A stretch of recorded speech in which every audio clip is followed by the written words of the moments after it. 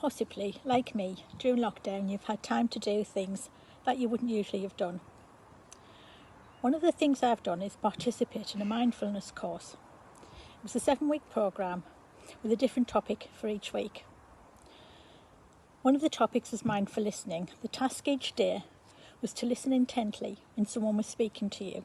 Listen to what they were actually saying. If it was a child, then you were to get down on their level and really listen to what they were saying to you. During the same week, one of my daily devotions was about prayer and about listening to God speaking. So this got me thinking about speaking and listening. There is an anonymous quote which says, "Speak so that others like to listen to you, and listen in such a way that others like to speak to you." If you have time, there are so many other quotes that you'd be able to find about speaking and listening, and I found some examples. Plato said, "Wise men speak because they have something to say. Fools because they have to say something." For those of you who've seen the Disney movie Bambi, you'll recall the words of Thumper the little rabbit, when his mum had said to him, "If you can't say something nice, don't say nothing at all." Stephen Covey is quoted to have said, "Most people do not listen with the intent to understand, but with the intent to reply."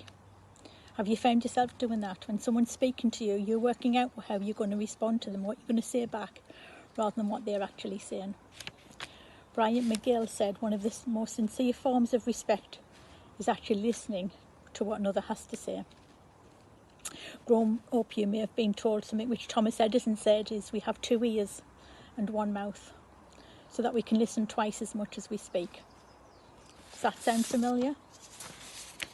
If you look through the Bible, there are many references to speaking and to listening. Colossians chapter 4 verse 6 says, "Let your speech always be gracious, seasoned with salt, so that you may know how to answer each person."